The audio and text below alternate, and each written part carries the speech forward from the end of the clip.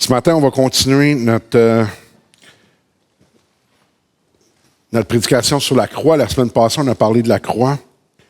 Wow! Je vais faire rapidement. Fait que, la semaine passée, on a parlé de la croix. Et cette semaine, on va continuer, on va terminer ça. On a parlé des choses de la croix. On a vu ce que la croix a fait en partie pour nous la semaine passée. Maintenant, j'aimerais vous emmener dans Isaïe. On va commencer au chapitre 52. Isaïe au chapitre 52. Je vous invite à aller au verset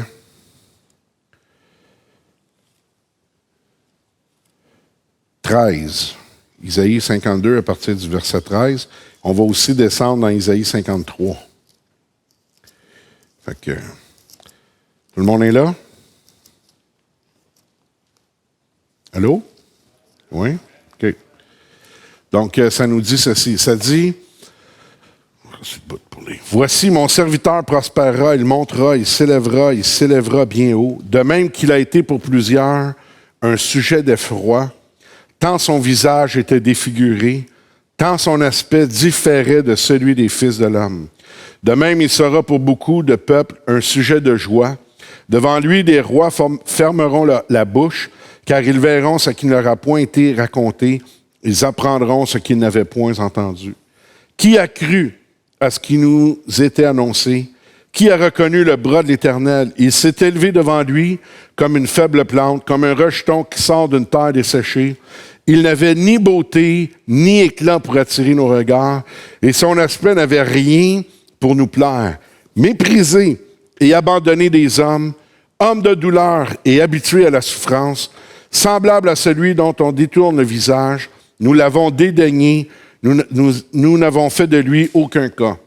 Cependant, ce sont nos souffrances qu'il a portées, c'est de nos douleurs qu'il s'est chargé, et nous l'avons considéré comme puni, frappé de Dieu et humilié. Mais il était blessé pour nos péchés, brisé pour nos iniquités. Le châtiment qui nous donne la paix est tombé sur lui, et c'est par ses meurtrissures que nous sommes guéris. Nous étions tous errants comme des brebis, chacun suivait sa propre voie, et l'Éternel a fait retomber sur lui l'iniquité de nous tous. Il a été maltraité et opprimé, il n'a pas ouvert la bouche, semblable à un agneau qu'on mène à la boucherie, à une brebis muette devant ceux qui l'attendent, il n'a point ouvert la bouche. Il a été enlevé par l'angoisse et le châtiment. Et parmi ceux de sa génération qui a cru qu'il était retranché de la terre des vivants et a frappé pour les péchés de mon peuple. On a mis son sépulcre parmi les méchants, son tombeau avec les riches, quoiqu'il n'eût point commis de violence, il n'eut point de fraude dans sa bouche. Il a plu à l'Éternel de le briser par la souffrance. Après avoir livré sa vie en sacrifice pour le péché, il verra une postérité et prolongera ses jours, et l'œuvre de l'Éternel prospérera entre ses mains. À cause du travail de son âme, il rassasiera ses regards par sa connaissance. Mon serviteur justifiera beaucoup d'hommes, et il se chargera de leur iniquité. C'est pourquoi je lui donnerai sa part avec les grands, il partagera le butin avec les puissants, parce qu'il s'est livré lui-même à la mort, qu'il a été mis au nombre des malfaiteurs, parce qu'il a porté les péchés de beaucoup d'hommes et qu'il a intercédé pour les coupables. Amen. Le passage qu'on vient de lire décrit bien, très très bien, toute l'œuvre de la croix. Quand on pense à la croix, il faut comprendre quelque chose. La croix, c'était un châtiment. Est-ce que vous savez ça? La croix, c'était une façon de punir les gens. Puis une façon de punir les gens qui était méprisable, on va le dire comme ça. Quand quelqu'un était crucifié, là, c'est parce que ça, c'était le pire des châtiments là, à cette époque-là. OK? Fait que c'était pas juste humiliant, c'était très souffrant, très douloureux. Et normalement, si vous étudiez un peu l'histoire, les gens crucifiés pouvaient vivre 2-3 jours sur la croix. Là. Ils pouvaient vivre 2-3 jours avant de mourir. OK? Jésus, lui, il a été tué. Tu sais, le côté percé, les affaires, ils ont accéléré le processus, si vous voulez, parce que c'était le week-end de la Pâque, puis le sabbat, puis ils ne pouvaient pas le laisser là, il n'aurait pas pu le décrocher. Faut que vous compreniez, là, il y a tout un un background historique là, autour de la façon dont Jésus est mort sur la croix pour que ça se passe en une journée. Okay? Parce qu'en temps normal, là, les gens pouvaient rester crucifiés 2, 3 jours, puis ça pouvait prendre tout ce temps-là avant qu'ils meurent. Okay? Donc, mais c'était une façon qui était plus que juste condamner quelqu'un à mort, c'est on va t'humilier jusqu'à la mort, là, jusqu'au bout. T'sais? C'était ça. Puis Jésus a vécu ça. Fait que la croix, c'est quoi? C'est quoi l'œuvre de la croix? Ben, tu sais quoi?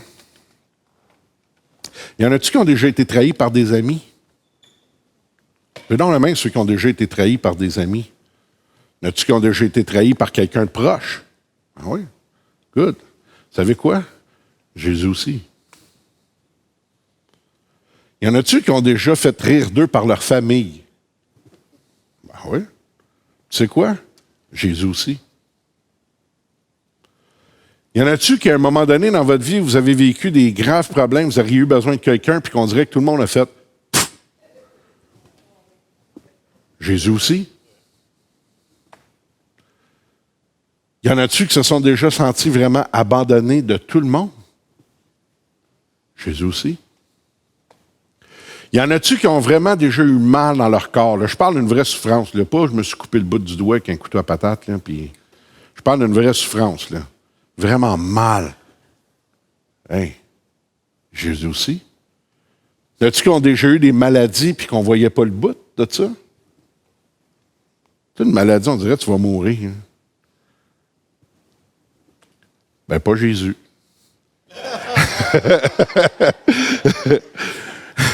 Mais tu sais quoi?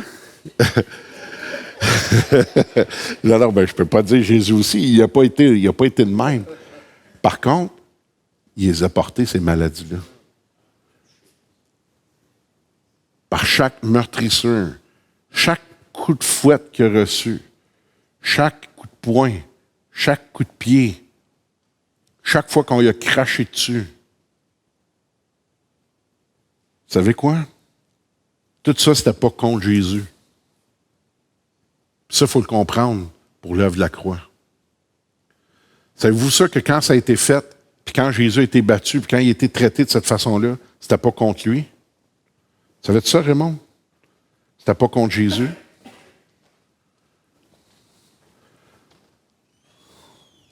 Toi, Gaston, savais-tu ça que c'était pas contre Jésus?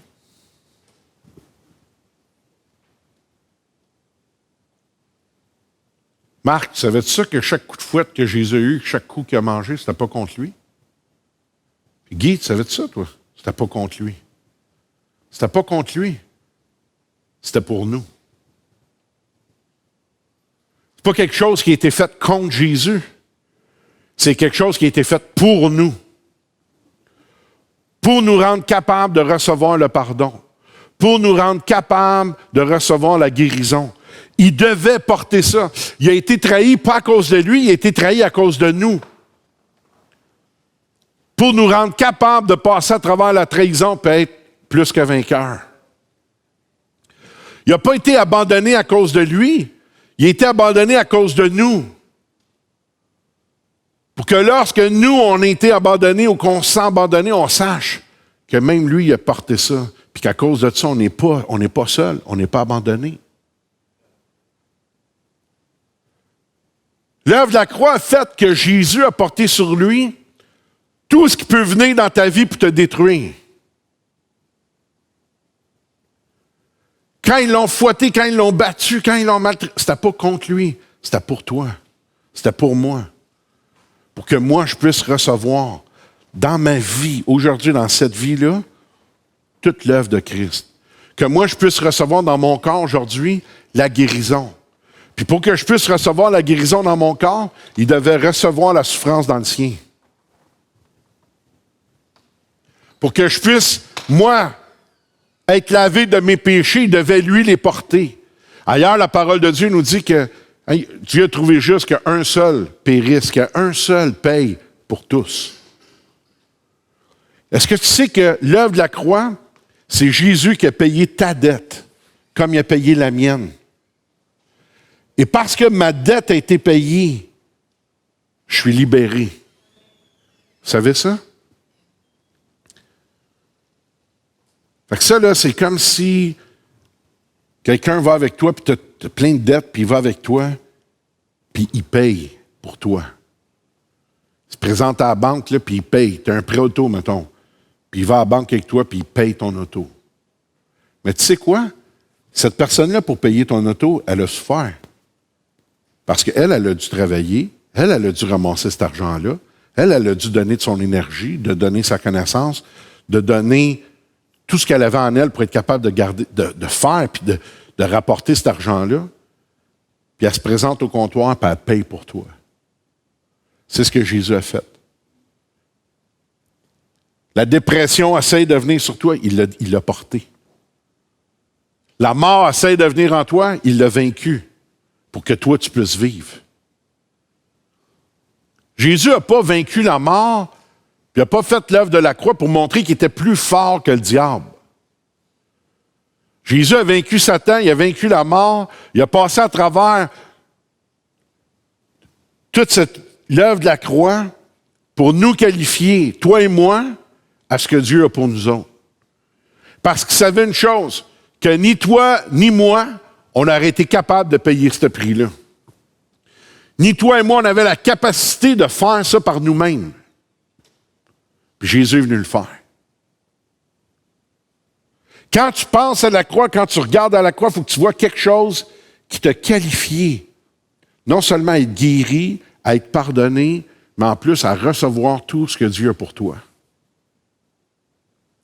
L'œuvre de la croix, c'est plus que Jésus mort et ressuscité. C'est Jésus mort et ressuscité, puis vous et moi ramenés à la vie. Vous et moi rachetés. Et c'est ce qu'il dit, c'est qu'il va en avoir plusieurs à cause de ça. Et on doit comprendre, puis on doit réaliser qu'est-ce que la parole de Dieu nous enseigne à propos de Jésus. Regardez, la Bible dit de Jésus qu'il n'y avait rien pour attirer les regards. Peut-être que tu passes à quelque part et tu sembles inaperçu. Pour toi, tu es à quelque part et on dirait que personne ne te voit. Ben, tu sais quoi? Jésus, c'était comme ça. C'était ça, Jésus. Il ne se promenait pas avec un manteau jean Calvin Klein, un chandail polo, des Vans, puis un petit sac Gucci. Non, non. Il n'y avait rien pour attirer les regards.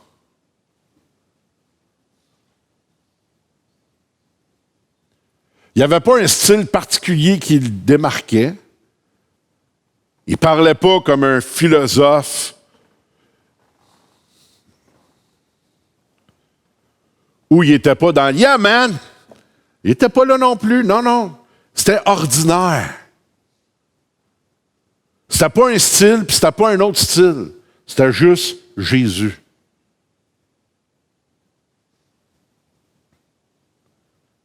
Il y avait une belle tunique qui valait de l'argent, parce que les soldats ont dit hey, « on ne peut pas déchirer ça, c'est fait en une pièce ».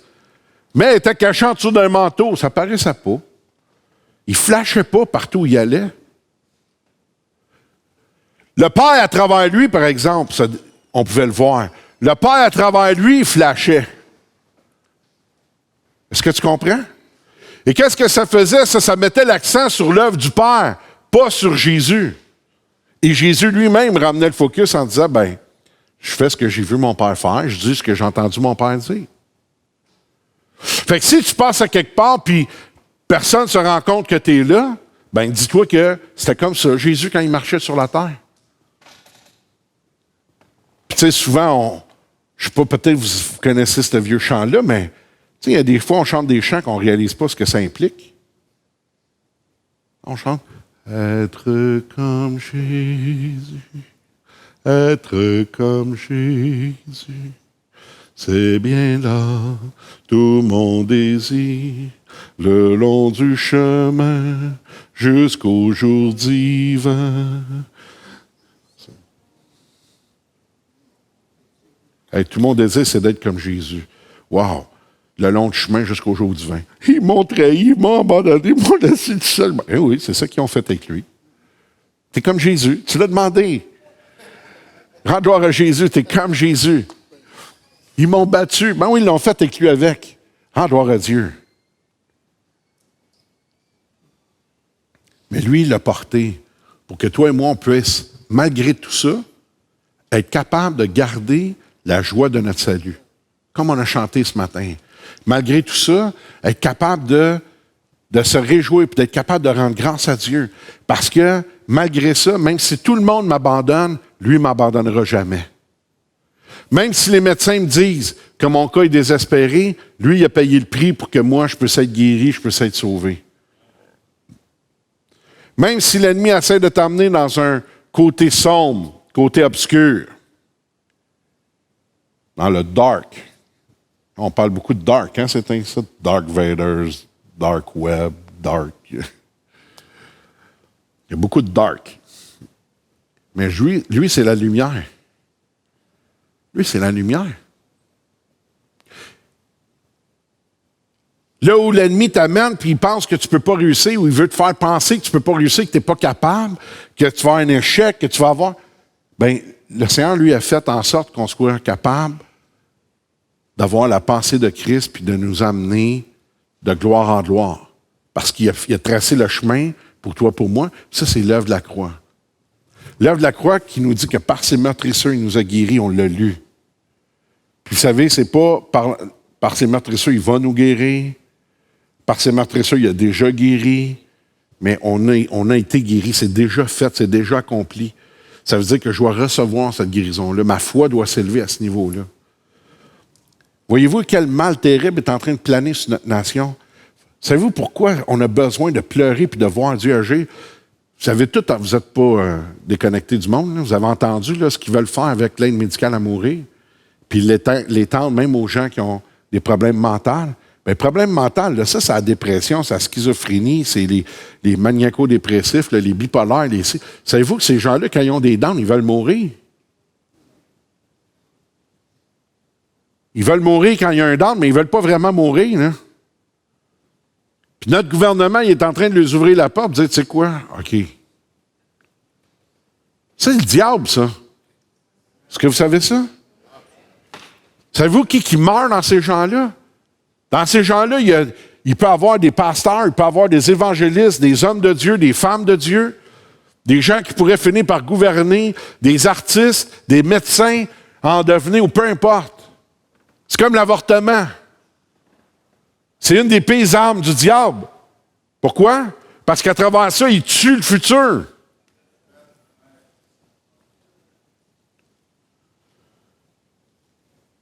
Mais Jésus est venu pour porter ça. Jésus est venu pour nous libérer puis nous délivrer de ça. Puis l'œuvre de la croix fait en sorte qu'on est, non seulement que nous, on a été libérés, mais on est capable d'amener cette délivrance-là, cette espérance-là aux gens qui sont dehors puis qui ne connaissent pas. Ceux qui sont pris dans le dark side, dans le côté obscur de la force. C'est à nous d'apporter ça, c'est à nous d'emmener les gens à Christ, c'est à nous de représenter Jésus. Un ambassadeur, il représente, hein? Fait que je te présente Jésus.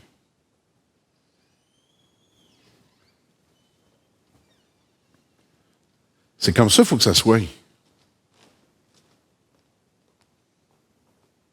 D'être capable de voir Jésus, puis de le démontrer. Mais il faut que je sois capable de reconnaître Christ. Il faut que je sois capable de reconnaître que j'ai Christ en moi. Et si j'ai Christ en moi, là, je suis capable de l'emmener aux autres. Je suis capable de le présenter aux autres, puis je suis surtout capable de prier avec autorité. Laissez-moi vous dire une chose. Si vous avez de la difficulté à comprendre le fait que Christ est en vous, ça veut dire que vous n'êtes pas capable de prier avec autorité. Si vous n'êtes pas capable de prier avec autorité, bien, vos prières n'ont pas ou peu de puissance. Est-ce que vous comprenez? Parce qu'on ne peut pas prier avec la voix chambranlante. Là. On dit, on va prier, on va espérer que Dieu le fasse. Vous savez que c'est des affaires que j'ai déjà entendues. Là. Tu as besoin de guérir, on va prier, on va espérer que Dieu te guérisse. On va mettre cet espoir-là. Ce n'est pas mon espoir, je me laisse mon assurance. Je ne vais pas espérer que Jésus te guérit, je sais qu'il l'a déjà fait. Parce que c'est ce que la parole de Dieu nous dit à propos de l'œuvre de la croix. Fait que je suis capable de me tenir avec assurance à côté de quelqu'un, parler à son corps, parler à ses muscles, parler à son état présent, puis dire, tu sais quoi, je te rejette au nom de Jésus, puis je te commande de guérir. Que tes jambes soient guéries, que tes pieds soient guéris, que ton corps soit guéri, puis que la guérison qui prenne place soit une guérison miraculeuse dans le nom de Jésus, je le déclare. Puis après ça, tu sais qu'est-ce que tu fais? Tu passes à l'autre, puis tu fais la même affaire. Puis tu sais quoi? Sois guéri dans le nom de Jésus. Savez-vous que nos gouvernements, ils ne veulent pas compris de même? Savez-vous que par la loi, je n'ai pas le droit de dire ça? Je n'ai pas le droit. Ben, je ne suis pas un médecin. Je ne peux pas déclarer quelqu'un guéri. Je ne suis pas docteur. Je n'ai pas le droit de faire ça. Par la loi des hommes. Mais par la grâce de Dieu, je peux te dire, tu sais quoi? Tu es guéri dans le nom de Jésus.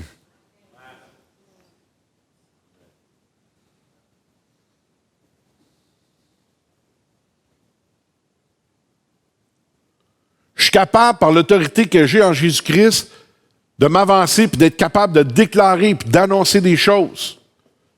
Parce que c'est ce que la Bible nous dit de faire. On doit décréter, on doit annoncer, prendre autorité puis déclarer les choses. Fait que je suis capable de déclarer sur ta fille que je viens contre tout esprit contraire à l'Esprit de Dieu qui est là pour la détruire, puis je brise ça au nom de Jésus. Puis je déclare en elle la vie, puis la vie en abondance. Non seulement ça, mais c'est quand tu ouvres ses yeux, puis tu touches son cœur, dans le nom de Jésus. Puis j'ai l'autorité pour le faire, puis je le fais au nom de Jésus. Puis Seigneur, je te prie que ça ne soit pas demain, mais que ça soit maintenant. Pourquoi? Parce que par ses meurtrisseurs, il l'a fait. Par la croix, il m'a qualifié, puis il t'a qualifié pour le faire. D'être capable de prier pour quelqu'un qui a des besoins, puis qui est là, puis qui dit, « Hey, moi, ma business va mal, ou mes affaires, ça va pas, ou... » Regarde, au nom de Jésus. Seigneur, t'enlèves tout ce qui n'est pas de toi qui est là. Tu ramènes des bonnes choses aux bonnes places. Tu le fais marcher droit, Seigneur, puis tu le bénis dans ce qu'il fait. Au nom de Jésus. Pourquoi? Parce que j'ai l'autorité pour le faire. Puis toi aussi, tu as l'autorité pour le faire. En autant que tu comprennes qui est-ce que tu es en Jésus-Christ. Est-ce que vous comprenez? Puis ça, c'est ça que la croix fait. C'est là que la croix nous qualifie. Pour être capable d'avancer et de faire ces choses-là. Fait que tu reçois ça pour toi, au nom de Jésus. Puis d'être capable d'avancer de cette façon-là. De déclarer ces choses-là avec assurance, sans doute. Sans, je vais prendre une chance. Je ne prends pas une chance. C'est ce que la Bible dit, c'est ce que la Bible déclare. La parole prophétique, elle peut être prononcée par n'importe qui. Parce que la parole de Dieu elle-même, c'est une parole prophétique. Et quand tu commences à déclarer cette parole-là, ça ne se peut pas qu'il ne se passe rien, parce que la Bible dit que la parole de Dieu ne retourne pas à lui sans avoir fait son effet. Est-ce que vous comprenez? Fait que je suis capable de parler, je vais parler sur Guy, puis Guy, au nom de Jésus, comme la Bible le dit, puis même comme David l'a prié, que Dieu te supporte par un esprit de bonne volonté, puis qu'il te rende capable de faire ce que tu n'es pas capable de faire, d'aller où tu pensais que tu n'étais pas capable d'aller, puis d'atteindre les niveaux que tu pensais que tu ne pourrais pas atteindre, puis je déclare ça au nom de Jésus. Pourquoi? Parce que c'est ça que la Bible dit. Puis ça, je suis capable de le déclarer. Parce que je m'accorde avec le Seigneur. Puis la parole de Dieu dit que si deux s'unissent, si deux viennent en accord pour demander une chose quelconque, elle va leur être accordée. Comprenez donc que quand vous priez la parole de Dieu, vous vous accordez avec Dieu. Fait que si tu t'accordes avec Dieu, puis que Dieu est en train de prier avec toi, comment tu veux que ça n'arrive pas? Comprenez? Vous dites, attends, tu charries. Non, je ne charrie pas. Je m'accorde avec lui, c'est sa parole. Vous connaissez tous notre Père?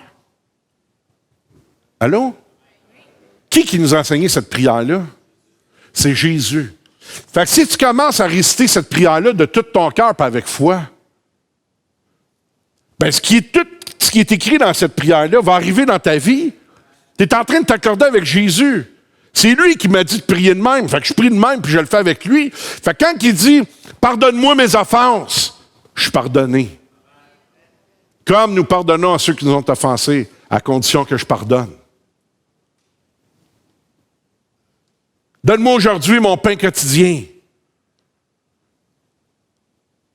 Pas juste mon pain, là. J'aime ça de la viande. Puis un petit peu de verre dans l'assiette, c'est bon aussi. Hein? Un peu de légumes. Mais pas de navets. OK? Fait que Seigneur, donne-moi mon pain quotidien.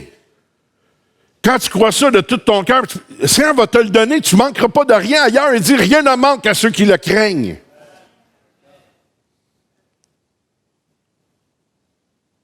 Quand tu déclares ce que la Bible dit, comme on a vu il y a quelques semaines dans le psaume 1, heureux l'homme qui ne marche pas en compagnie des méchants, qui ne s'assied pas en compagnie des moqueurs. Qu'est-ce que la Bible dit? Il est comme un arbre planté près d'un courant d'eau qui fait qu'il donne son fruit en sa saison. Puis après ça, qu'est-ce que ça dit? Tout ce qu'il fait lui réussit. Ben Seigneur, je ne marche pas en compagnie des méchants, je ne m'assois pas en compagnie des moqueurs, je mets en pratique ta parole, ça veut dire que tout ce que je vais faire va réussir. Fait que quand j'entreprends quelque chose, l'échec, ça se peut pas. Est-ce que vous comprenez? Pourquoi? Parce que je suis comme dans le psaume 1. Je ne marche pas en compagnie des méchants, puis je ne m'assois pas en compagnie des moqueurs. C'est l'œuvre de la croix qui nous a amenés à être qualifiés pour ça. L'œuvre de la croix vous a amené, vous et moi, à être capables de parler, d'agir, de penser comme Jésus l'a fait. Puis il nous a donné accès à ça. Parce qu'il est Christ.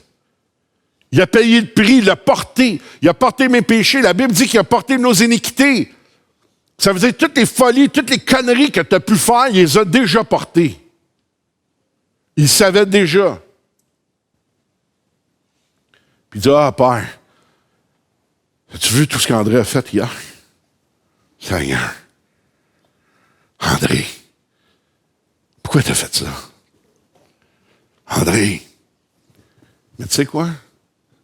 Jésus a payé le prix pour ça. Tu n'es pas condamné, tu es pardonné, tu es racheté, tu es qualifié. Fait qu'on ne va pas t'excommunier, on va te garder. Il n'a rien fait en passant, là. Pour que le monde parte à midi. Hey, je ne sais pas ce qu'André a fait hier.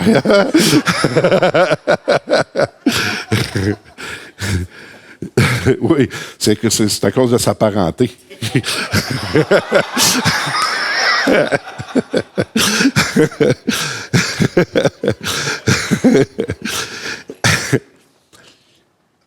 Mais ça, c'est l'œuvre de la croix. L'œuvre de la croix qui me rend juste. Hey, quand ça dit le pécheur ne peut pas subsister dans l'assemblée des justes, c'est quoi? Moi, je suis juste. Pas parce que je suis bon, parce que Jésus m'a justifié. La Bible a dit, il les a portés mes péchés, il l'a fait pour moi. Il a parlé avec son père, puis ils ont va être mieux de le faire parce qu'ils ne seront pas capables. Puis il l'a fait pour moi, comme il l'a fait pour toi. Il n'a pas juste porté tes péchés, la Bible dit qu'il a été blessé pour nos péchés, brisé pour nos iniquités. Est-ce que tu comprends? Le péché, c'est une chose, l'iniquité, c'est une autre chose. Qui sait c'est quoi l'iniquité? C'est quoi, c'est quoi l'iniquité? Il fait deux choses, là. Hein, il a été blessé pour nos péchés, puis il a été brisé pour nos iniquités. C'est deux affaires différentes. C'est quoi l'iniquité?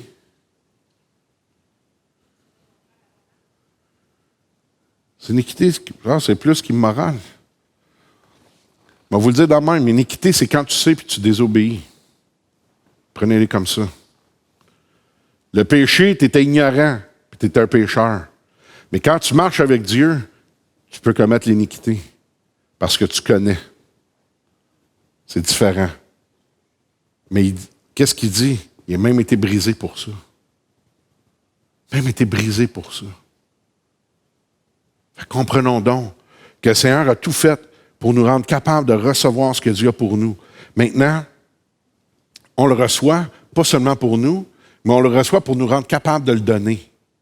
Et je veux vraiment vous inviter, je veux vous encourager, je veux vous exhorter. Si vous voulez voir la gloire de Dieu agir, si vous voulez vraiment voir Dieu se manifester pour vous, commencez donc à parler de Jésus. Commencez à parler de ce que le Seigneur a fait pour vous partout où vous allez. Commencez à le déclarer aux gens qui vous entourent. Quelqu'un qui parle, dis-y, Jésus a fait ça pour moi. Parle. Témoigne de qu'est-ce que le Seigneur a fait pour toi. Puis tu vas voir, parce que Jésus il dit, si tu as honte de moi devant les hommes, avoir honte de toi devant mon Père. Mais celui qui va se déclarer pour moi devant les hommes, publiquement, moi je vais me déclarer pour lui devant mon Père. Est-ce que tu comprends? Peut-être que le monde va te prendre pour un fou. C'est pas grave. Ils ont fait ça avec Jésus avec. Peut-être qu'ils vont dire, ouais, lui, il est spécial. Mais tu sais quoi? Ils ont trouvé aussi Jésus spécial. Peut-être qu'à un moment donné, ils vont dire, ouais, ben tu sais quoi, c'est juste Stéphane. C'est pas grave. Ils ont aussi dit de Jésus, c'était juste Jésus. Peut-être qu'ils vont dire, Jaziel, non, on connaît son père. Tu sais quoi, ils ont dit la même affaire avec Jésus. C'est lui, on connaît son père. Il a bâti ma chaîne. C'était ça, là. C'est comme ça. Les gens vont dire, quoi? Le pasteur Rodrigo? Oui, oui, le pasteur Rodrigo, tu sais quoi? Jésus aussi, ils ont questionné qui il était.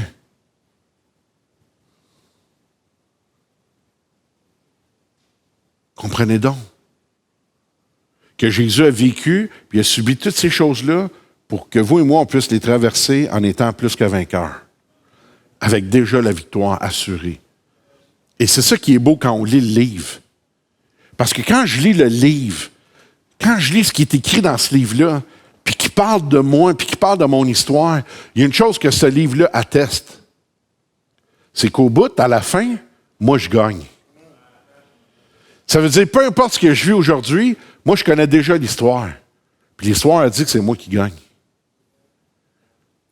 Peut-être qu'il y a quelqu'un qui s'élève contre toi. Peut-être tu dis, hey, ça, c'est quelqu'un de puissant, il s'élève contre moi, comment je vais faire pour réussir? Ils ont fait ça avec Jésus aussi. C'était les puissants des Juifs qui se sont élevés contre Jésus. Hein, les pharisiens, les scribes, c'est eux, là. Eux qui étaient les docteurs de la loi, eux qui dictaient comment que les choses étaient pour marcher, qui se sont élevés contre Jésus.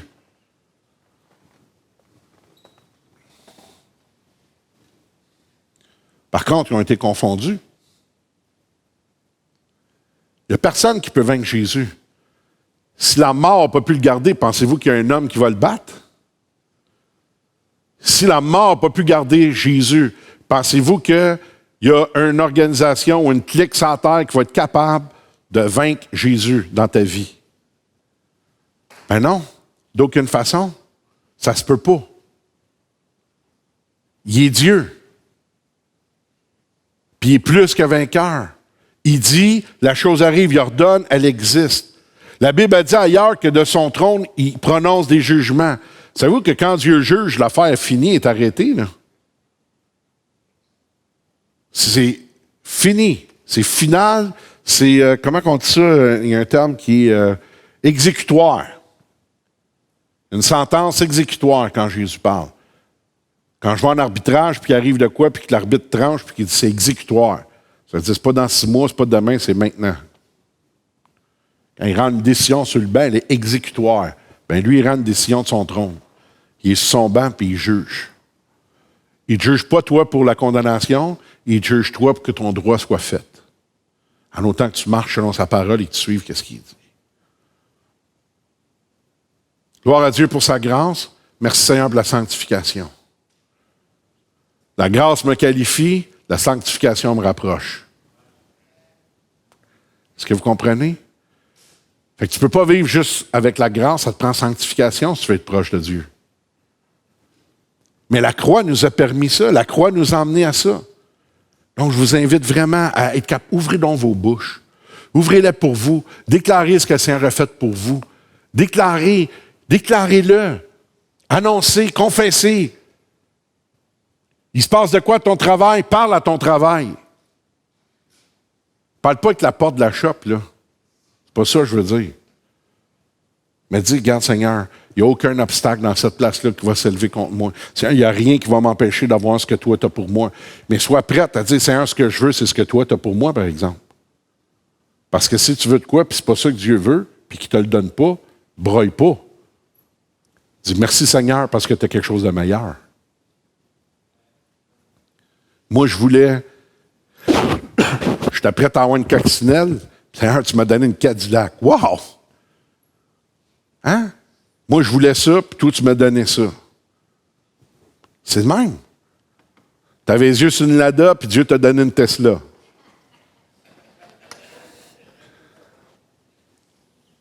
Faut être prête.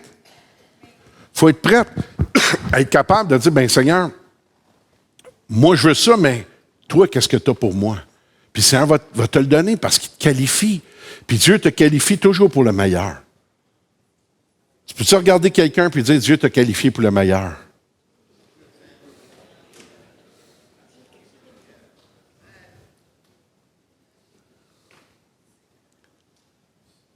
Alors, dis-le à quelqu'un, Dieu t'a qualifié pour le meilleur.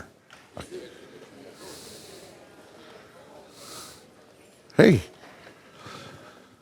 On ne peut pas s'attendre à rien de moins que le meilleur avec Dieu. Moi, c'est ça que je veux, le meilleur. Je veux le meilleur pour mes enfants, je veux le meilleur pour ma femme, je veux le meilleur pour moi, je veux le meilleur pour l'Église, je veux le meilleur pour vous autres. Je veux le meilleur parce que Dieu nous a qualifiés pour le meilleur.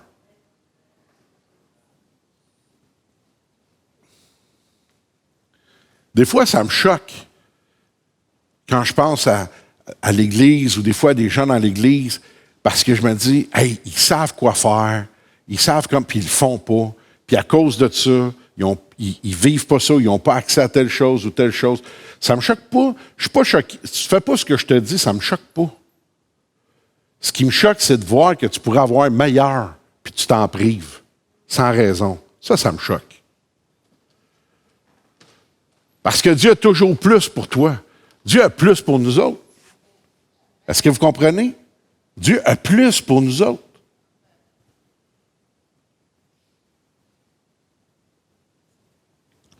Si regardez dans le milieu professionnel, quand je suis devenu ton directeur général dans les entreprises, savez-vous que j'avais démissionné d'un poste au syndicat, puis j'ai perdu ma job de l'autre côté qui ont fermé. Moi, je ne suis pas, oh non, Seigneur, j'ai plus rien. Je dis, Seigneur, moi, au pire, je vais faire du ministère à temps plein, puis sinon, puis une couple de jours après, j'étais devenu grand patron. Mais tu sais-tu quoi? Sais-tu qu'avant d'ouvrir un canal, Dieu, il faut qu'il ferme l'autre? Dieu ne va pas te fider sur deux places en même temps. Il va fermer une place, puis il va ouvrir une autre. Fait que quand ça arrive, là, broille pas. Rends grâce à Dieu. Seigneur, c'est parce que tu as de quoi. Moi, je pensais que c'était bon, mais toi, tu as de quoi de meilleur. Je m'attends à toi, je regarde à toi, je m'arrête à toi. Puis, Seigneur, gloire à ton nom. Gloire à ton nom. Tu veux changer d'auto ou de pick-up. Crie pas après ton truck. Sac pas après. Vache pas dessus. Rends gloire au Seigneur pour le truck que tu as. Puis, Seigneur, tu dois en avoir un meilleur pour moi quelque part. Rends grâce à Dieu, le Seigneur le fait. Dieu est pour nous autres. La Bible dit, si Dieu est pour nous, qui sera contre nous? Ça peut avoir de l'air tout à l'opposé. Peut-être que ça a de l'air que tout est contre toi. Peut-être qu'on dirait que tu n'y arriveras jamais, puis tout d'un coup, le plan de Dieu rentre en place, tout agit, puis en même pas une journée, ta vie vient de changer. Est-ce que vous comprenez? Qu'est-ce qui fait ça? C'est l'œuvre de la croix qui nous a emmenés là. C'est l'œuvre de la croix qui nous a qualifiés pour ça. Parce que Jésus t'aime. Jésus t'aime. Ce matin, peut-être que tu as besoin d'un miracle, peut-être que tu as besoin d'une guérison, peu importe ce que tu as besoin. Tu as besoin de quelque chose. Puis si tu dis que tu n'as pas besoin, là, ben c'est parce que tu as plus besoin encore. Non. Ça se peut pas être devant Dieu et pas avoir besoin. OK? Peut-être que tu as besoin que tes enfants soient sauvés. Peut-être que tu as besoin d'un mari, peut-être que tu as besoin d'une femme, peut-être que tu as besoin d'un job, d'un contrat. Peu importe, tu as besoin. Besoin de Dieu, besoin de plus. Je demande à Dave Betty de venir. On va chanter le chant, il me touche. On va chanter ça encore. Je l'aime, moi, ce chant-là. Puis pendant qu'on chante, les pasteurs vont prier sur vous.